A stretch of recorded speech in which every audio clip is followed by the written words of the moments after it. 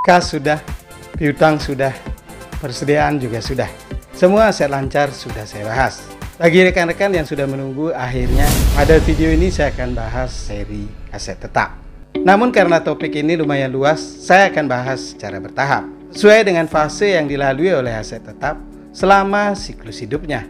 Mulai dari masa perolehan, masa penggunaan, dan masa penghentian. Ada beberapa peristiwa yang dialami oleh aset tetap pada setiap fasenya, dan setiap peristiwa merupakan event ekonomik yang berpengaruh langsung terhadap kondisi keuangan perusahaan.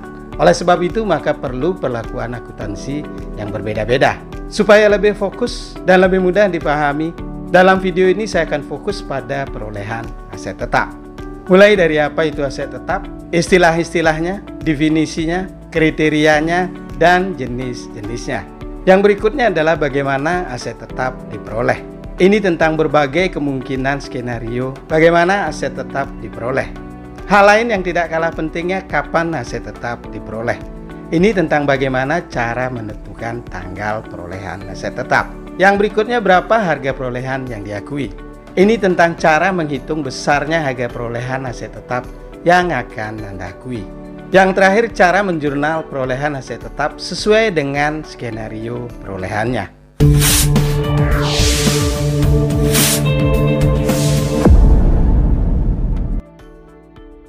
Kita mulai dengan topik yang paling dasar, apa itu aset tetap. Nah, supaya tidak bingung di pembahasan berikutnya, ada baiknya kita clearkan terlebih dahulu istilah-istilahnya. Ada yang mengatakan aktiva tetap, ada yang mengatakan fixed asset, ada juga yang mengatakan aset tetap. Semuanya benar dan merujuk pada hal yang sama. IFRS, tepatnya IAS 16, secara lebih spesifik, mereka langsung menyebut istilah property, plant, dan equipment, yang biasa disingkat dengan PPE. Istilah PPE juga digunakan oleh Keso dan kawan-kawan dalam bukunya Intermediate Accounting. Dan akhirnya, PSAK yang kita jadikan standar di Indonesia menggunakan istilah aset tetap. Nah, supaya konsisten dan tidak membingungkan, dalam video ini saya akan menggunakan istilah aset tetap. Lalu apa itu aset tetap? Definisi dan kriteria aset tetap. Jika ada yang berpikir aset tetap adalah tanah, bangunan, kendaraan, peralatan, furniture, itu sama sekali tidak salah. Tetapi belum tentu juga benar. Bagi perusahaan real estate misalnya, apakah bangunan dan tanah bisa disebut sebagai aset tetap? Jawabannya belum tentu.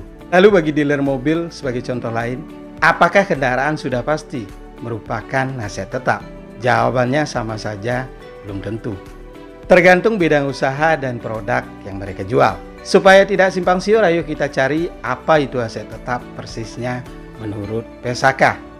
Menurut PSAK 16, aset tetap adalah aset berwujud yang A. Dimiliki untuk digunakan dalam produksi atau penyediaan barang atau jasa untuk direntalkan kepada pihak lain atau untuk tujuan administratif. B. Diperkirakan untuk digunakan selama lebih dari 1 tahun buku. Sedikit tambahan dari IAS 16, aset tetap diakui bila harga perolehannya dapat diukur secara handal.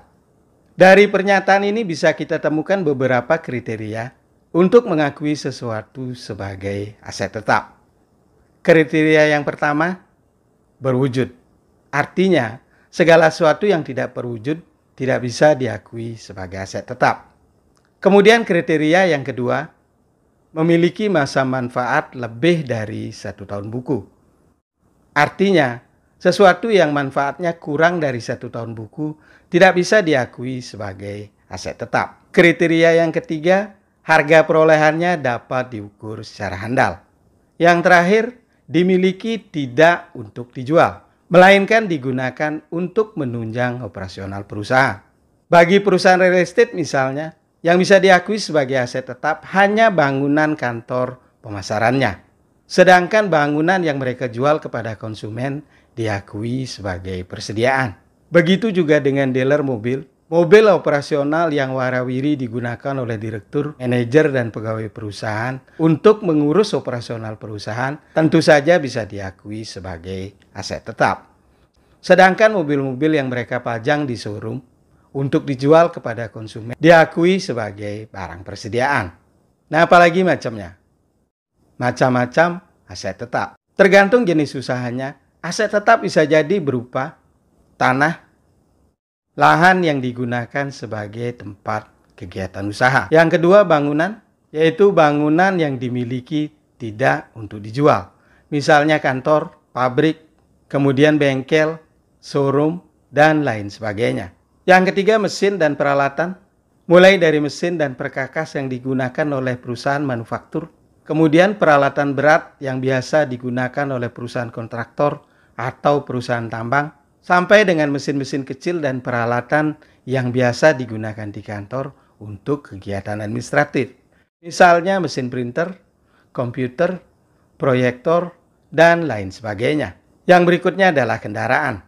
Ini bisa jadi sepeda motor, mobil, truk, pickup, dan lain sebagainya yang digunakan oleh perusahaan untuk menunjang kelancaran operasional. Yang terakhir, furniture bisa jadi meja, kursi, papan tulis, whiteboard, dan lain sebagainya yang khusus digunakan untuk memperlancar operasional perusahaan, tidak untuk dijual.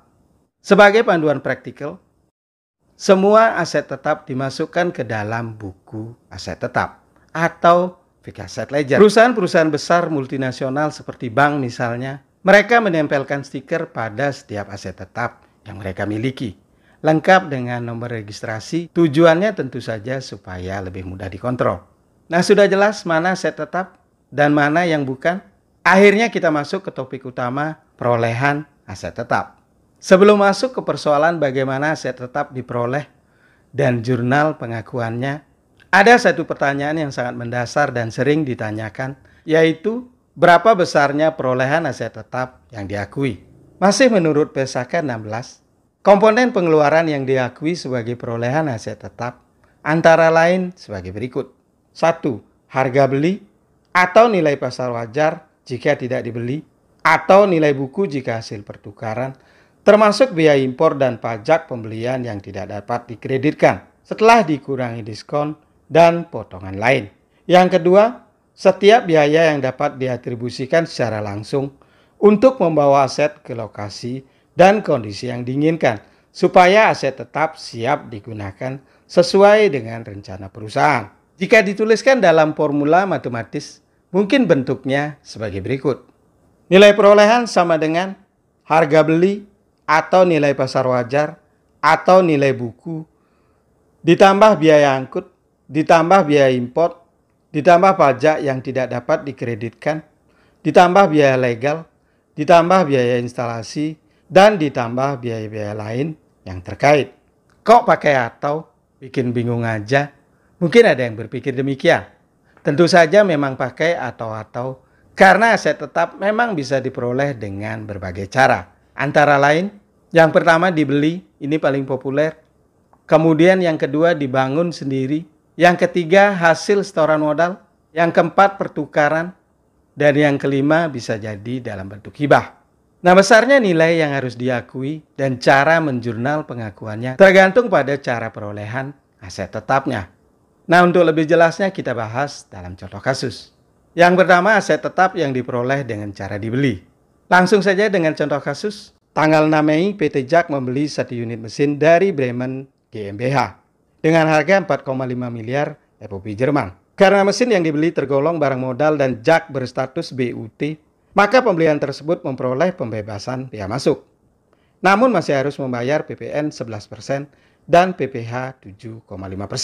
Mesin tiba di pabriknya PT JAK pada tanggal 6 Juni. Dari provider, PT JAK menerima invoice tagihan untuk insurans dan freight sebesar 26 juta rupiah. Tanggal 10 Juni, PT JAK memanggil tukang instalasi untuk memasang dan mengetes mesin tersebut. PT JAK membeli material instalasi 3,5 juta dan membayar jasa teknisi sebesar 10 juta rupiah. Kemudian tanggal 15 Juni, PT JAK mendatangkan trainer dari Jerman untuk training pengoperasian mesin. Pengeluaran akomodasi yang ditanggung oleh PT JAK sebesar 17 juta rupiah. Training berakhir pada tanggal 20 Juni dan PT JAK siap mengoperasikan mesin barunya. Pertanyaannya, kapan PT JAK mengakui mesin tersebut sebagai aset tetap? Yang kedua, berapa nilai perolehan yang diakui? Dan terakhir, bagaimana jurnal pengakuannya? Nah, untuk menjawab pertanyaan-pertanyaan tadi, kita analisa dulu datanya. Harga beli FOB sebesar 4,5 miliar Freight dan insuran alias biaya angkut sebesar 26 juta rupiah. Biaya masuk 0 karena dapat pembebasan. Kemudian PPN 0 tidak dihitung karena bisa dikreditkan. PPH 7,5% kali 4,5 miliar ditambah 26 juta. Sama dengan 339 juta 450 ribu. Kemudian yang berikutnya instalasi 3,5 juta ditambah 10 juta rupiah sama dengan 13 juta 500 ribu rupiah. Dan terakhir training akomodasi 17 juta rupiah. Ini tarif PPh import 7,5% bagi yang tidak pakai API. Untuk sementara kita asumsikan tidak bisa dikreditkan karena masih debatable. Oke, sekarang kita hitung harga perolehannya. Nilai perolehan sama dengan harga beli ditambah biaya angkut ditambah pajak yang tidak bisa dikreditkan ditambah pengeluaran terkait. Nilai perolehan sama dengan 4 miliar 500 juta rupiah ditambah 26 juta ditambah 339 juta 450 ribu ditambah 13 juta 500 ribu rupiah ditambah 17 juta rupiah sama dengan 4 miliar 895 juta 950 ribu rupiah. Nilai perolehan sudah diketahui 4 miliar 895 juta rupiah 950 ribu rupiah. Selanjutnya kita tinggal mencari kapan harga perolehan diakui. Menurut IAS 16, perolehan aset tetap diakui bila A. Siap untuk digunakan dan B. Nilai perolehannya dapat diukur secara handal. Dengan kata lain, mesin import yang diakui sebagai aset tetap yang pertama harus dapat diukur secara handal. Dan yang kedua harus sudah siap untuk digunakan. Dalam kasus ini, mesin bisa diakui sebagai aset tetap pada saat benar-benar siap digunakan, yaitu setelah training pengoperasian mesin berakhir pada tanggal 20 Juni. Dengan demikian, maka aset tetap berupa mesin bisa diakui pada tanggal 20 Juni dengan jurnal sebagai berikut. Debit mesin sebesar 4 miliar 895 juta 950 ribu. Ini adalah aset tetap. Kemudian kredit utang Bremen GmbH sebesar 4,5 miliar. Ini pembelian mesin. Kredit utang provider sebesar 26 juta rupiah. Ini pengeluaran untuk insuran dan freight. Yang berikutnya kredit kas sebesar 339 juta 450 ribu. Ini PPh 22. Yang berikutnya kredit kas sebesar 13 juta 500 ribu rupiah. Ini pengeluaran instalasi. Dan terakhir kas 17 juta rupiah untuk pengeluaran training. Apakah rumit? Kebetulan saya menggunakan contoh import yang ada unsur pajaknya dan beragam pengeluaran. Harapan saya dengan contoh yang agak rumit ini, Anda bisa memahami perolehan aset tetap meskipun dengan kasus yang agak rumit. Kabar baiknya, dalam pekerjaan sehari-hari, sebagian besar aset tetap dibeli secara lokal. Transaksinya pun sederhana. Yang paling penting Anda pahami di sini, aset tetap yang Anda peroleh dengan cara dibeli, Anda akui sebesar harga belinya, ditambah dengan pengeluaran-pengeluaran terkait yang membuat aset tetap tersebut siap untuk digunakan. Pembelian tanah misalnya, pengeluaran yang menyertai biasanya pajak jual beli, jasa notaris, dan biaya balik nama. Ini semua digabung dengan harga tanahnya untuk kemudian Anda akui sebagai nilai perolehan aset tetap. Jurnal pengakuannya debit tanah, kemudian kredit kas atau utang. Pembelian gedung, pengeluaran yang menyertai biasanya pajak jual beli, jasa notaris, biaya balik nama, renovasi kecil, dan tambahan-tambahan fitur lainnya. Hingga gedungnya siap digunakan. Jurnal pengakuannya sebagai berikut.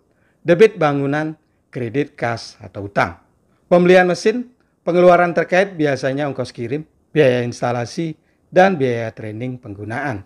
Jurnal pengakuannya debit mesin, kredit kas atau utang. Kita lanjutkan dengan skema perolehan aset tetap yang berikutnya. Aset tetap yang diperoleh dengan cara dibangun sendiri. Tidak semua aset tetap diperoleh dengan cara dibeli. Ada juga yang diperoleh dengan cara dibangun sendiri. Yang paling sering terjadi adalah bangunan, di mana perusahaan membangun kantor atau pabriknya, atau tokonya, atau showroomnya. Yang dimaksud dengan aset tetap yang dibangun sendiri dalam hal ini adalah aset tetap yang proses pembangunannya dikelola oleh manajemen perusahaan itu sendiri. Mulai dari perencanaan, pengawasan, pengadaan material, sampai dengan proses konstruksinya, Semuanya diawasi dan dilaksanakan oleh manajemen perusahaan itu sendiri. Sedangkan yang dikerjasamakan dengan kontraktor, di mana perusahaan hanya menerima bangunan jadi, itu termasuk aset tetap yang diperoleh secara dibeli, bukan dibangun sendiri. Nah, bagaimana caranya menentukan nilai perolehan aset tetap yang dibangun sendiri? Menghitung harga perolehan aset tetap yang dibangun sendiri sama persis dengan cara menghitung HPP pada perusahaan manufaktur. Bedanya hanya produk akhir yang dihasilkan. Jika HPP menghasilkan produk akhir berupa persediaan barang jadi, sementara pembangunan sendiri menghasilkan produk akhir berupa aset tetap. Begitu juga kos yang timbul, sama persis dengan HPP. Yang pertama raw material, misalnya seperti semen, besi, kemudian kaca, kayu-kayu, kerikil, pasir, dan lain sebagainya.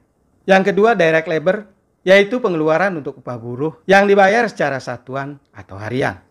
Yang terakhir overhead, pengeluaran tidak langsung yang timbul dari proses pembangunan. Misalnya listrik, kemudian gaji pengawas, atau fee untuk konsultan. Demikian juga jurnalnya, sama persis seperti perusahaan manufaktur. Waktu membeli material, jurnalnya debit raw material, kredit kas atau utang. Waktu material digunakan, jurnalnya debit work in process atau WIP material, kredit material. Kemudian upah buruh dicatat debit work in process direct labor, kredit kas atau utang. Gaji pengawas dicatat debit work in process overhead gaji, kredit kas atau utang. Fee tenaga ahli dicatat debit work in process overhead fee, kredit kas atau utang.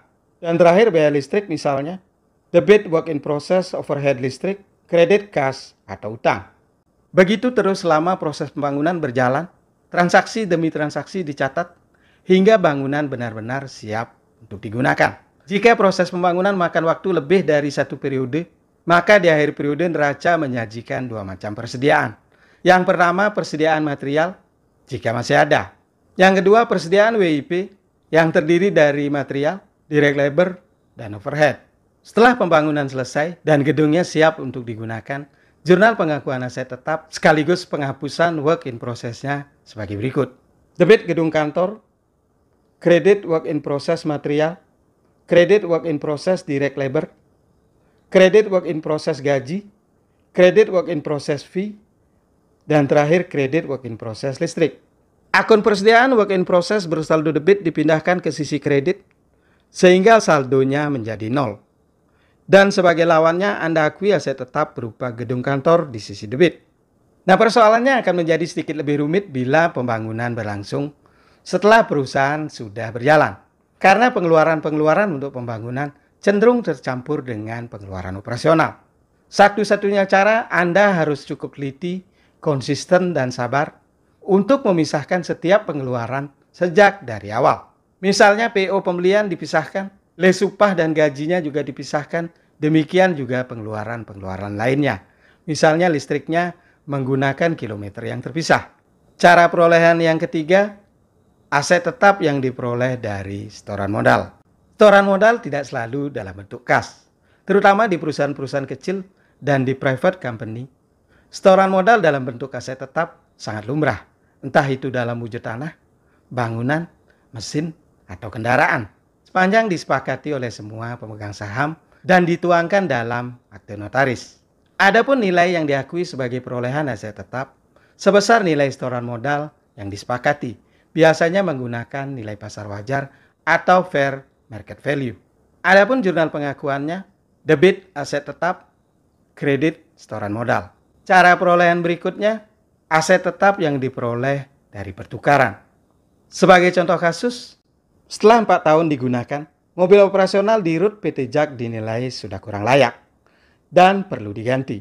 Dealer resmi brand yang sama menawarkan tukar tambah, dan manajemen PT JAK menyambut baik tawaran tersebut. Untuk memperoleh mobil baru seharga 1,6 miliar OTR, PT JAK menyerahkan mobil lamanya ditambah kas sebesar 1 miliar. Mobil lama PT JAK dahulu diperoleh dengan harga 1,5 miliar dan saat ini bernilai buku 750 juta. Pertanyaannya, berapakah besarnya nilai perolehan mobil baru Direktur PT JAK dan bagaimana jurnal pengakuannya? Nilai perolehannya sudah sangat jelas 1,6 miliar karena harga tersebut sudah on the road. Adapun jurnal pengakuan perolehannya sebagai berikut. Debit mobil baru sebesar 1.600.000.000 rupiah. Debit akumulasi penyusutan mobil 750 juta. Debit rugi pertukaran 150 juta. Kredit mobil lama 1,5 miliar. Dan terakhir kredit kas 1 miliar. Mobil baru di sisi debit untuk mengakui perolehan aset mobil baru sebesar 1,6 miliar. Kemudian akumulasi penyusutan di sisi debit untuk menghapus akumulasi penyusutan mobil lama sebesar 750 juta. Sama dengan 1,5 miliar perolehan mobil lama dibagi 8 tahun umur ekonomis, kemudian dikalikan 4 tahun pemakaian. Hasilnya 750 juta. Kemudian rugi pertukaran di sisi debit, di mana showroom menghargai mobil lama PT Jak sebesar 150 juta di bawah nilai bukunya. Mobil lama di sisi kredit untuk menghapus mobil lama yang telah diserahkan ke showroom dengan nilai perolehan 1,5 miliar. Dan terakhir kas di sisi kredit untuk mencatat penurunan nilai kas yang dibayarkan ke showroom sebesar 1 miliar. Yang terakhir, aset tetap diperoleh dari hibah. Menerima hibah dalam bentuk aset tetap sangat lumrah terjadi di organisasi non-profit. Entah itu yayasan sekolah atau yayasan lain. Misalnya sebuah yayasan rumah sakit menerima aset tetap berupa mobil ambulans, maka jurnal pengakuan perolehannya sebagai berikut. Debit mobil ambulans dan kredit pendapatan hibah. Pertanyaannya, berapa nilai perolehan dari hibah yang diakui? Jika harganya diketahui, misalnya dari bukti penyerahan, maka akui sebesar harga tersebut. Tetapi jika tidak diketahui, maka cari harga pasar wajarnya dan akui sebesar harga pasar wajar. Setelah aset tetap diperoleh, selanjutnya digunakan. Maka kita akan memasuki fase penggunaan. Selama masa penggunaan, ada berbagai peristiwa yang dialami oleh aset tetap. Yang paling populer tentu saja penyusutan karena digunakan. Akan tetapi penyusutan bukan satu-satunya peristiwa. Masih banyak peristiwa lainnya.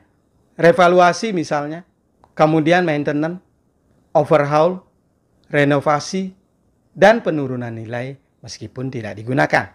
Untuk lebih detailnya, saya akan bahas di part 2. Silahkan ditunggu. Untuk sementara silahkan di like. Jangan lupa di share jika dirasa bermanfaat. Sekian, terima kasih.